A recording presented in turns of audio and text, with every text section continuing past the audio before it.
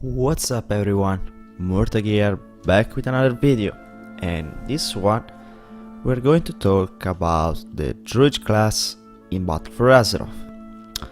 Sadly, this would be the last video of this series.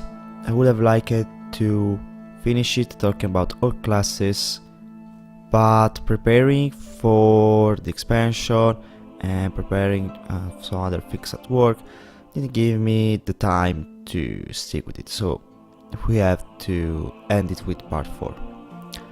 Okay, so let's talk more a bit about the Druid, which is a class that I intend to play as an alt, or as my third character that I decided to play it, but I will talk only about balance, feral and garden because I don't have any experience as a healer. I never healed. The most difficult content that I healed has been Heroic Dungeon and RFR, and talking about healing, I don't think it will be correct by me, so I'll just stick it with the 2 DPS specs and the tank, which I used a bit more in Legion and a bit more in the past.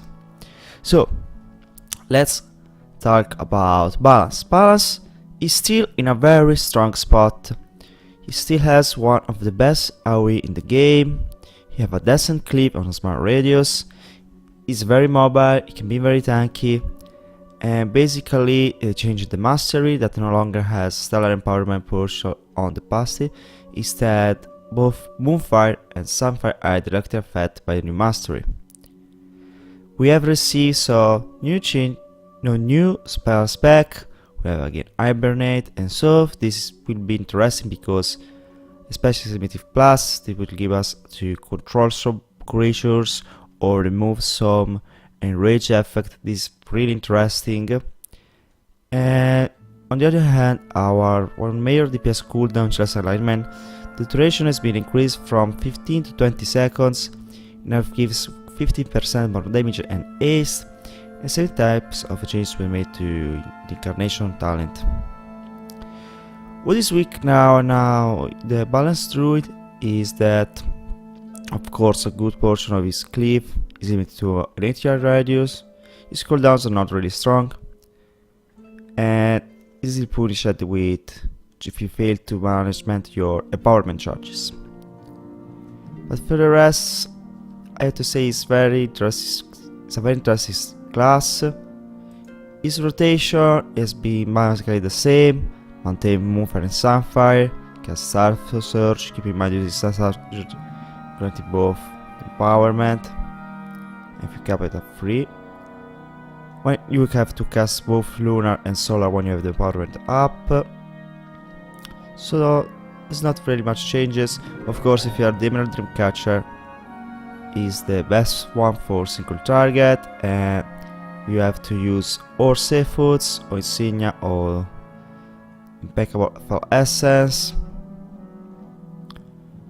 But basically not many changes from the Legion Druid to the Part4 Azeroth Druid. Stats priority the same, intellect as critical strike and mastery, and so Moonkini confirmed to be one of the best DPS packs at the moment. And a common talent build for single target will be with Force of Nature, Wild Charge, Guardian Affinity to reduce the all damage you take. This is very strong in progress raiding. Mass Entanglement, Star Lord, Stellar Flare, and Soothing Stars. Okay, now let's give a look at the Feral, which has received a bit more changes, and I think is more interesting is probably the specs that we're going to main in it. First of all, we now know the tick, how much fast they proc from our dots are now affected by haste, not as much as curse, disease, and whatsoever. So this makes the Druid in a very particular spot. Now, of course, there's been some changes. Target Fury now lasts 10 seconds, Dowling grants 50 energy. Our Bleed, as I said, deal damage very faster. Benefit so that returned, and Berserk now only reduced energy cost by 40% and is now on the global cooldown. But what I say about the Feral is it's very strong on single target damage. It's one of the most class with mobility in a raid environment. Brutal Slash gives me a very strong AoE option burst, strong love target cleaved, and flexible talent choice allowing you for advantage in different fights. The bed of Feral Druid, I can say that require a lot of ramp up to reach his full damage, which is basically burst is not as strong on single target. And his cooldown are very weak to do that. But it's very interesting, and I want to see after the expansion, when you are playing during the expansion, to see how the things will change, because as you can probably imagine, all the stats priority of the Feral Druid has been changed. So of course, now it's agility, ace, critical strike, mastery, and versatility, which make pretty simple to swapping between Feral and balance in case if you find an encounter that facilitates better a melee fight than a ranged one. The only problem would be with Azerite traits, but you can respect them, and you can stack a bit of gear to do that, because you were losing tiers, so you only have a set of 3 items for both Feral and balance. But in the end, I have to say, after playing it, that I found it really enjoyable, and even during leveling, I saw that I put a really strong class, and probably we will see its full potential a bit further throughout the expansion, when his level will increase really a lot. So probably not to the tier of Dirma, maybe in the tier of Ajara. The Feral Druid will be a really strong DPS for those raids. And a common, of course, talent build in this case will be with single target with Lunar Inspiration, which gives us a castable Moon Fairy Wall in Part4, Wild Charge, Balance Affinity for the fact that it gives us an increased range to all our abilities by 5 yards, Typhoon, Jagged Bounce, Savage Roar, and Blood Talons. So pretty much the specs is not changed that much from Legion.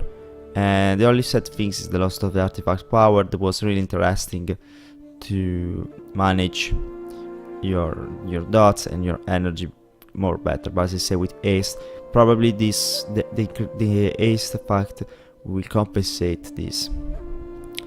And to end the video, let's talk about the Guardian. The Guardian is now in a weird spot, because now is weak, we can say, for Makeshift Plus, but it still is the strongest tank for progress raiding. The thing is that now Rage of the Sleeper has been removed, and Frenzy Regeneration has been changed to heal for a fixed amount rather than scaling with our incoming damage. Iron Fur now grants some agility instead of base armor, and the duration of Iron has been increased by 1 second. Beer Form then grants 20% more armor and 40% more stamina instead than 55. Galactic Guardian has his proc chance reduced by 5%. Balance Affinity increased the spell range by 3 yards. Stampede Roaring instead has his range increased by 15 yards.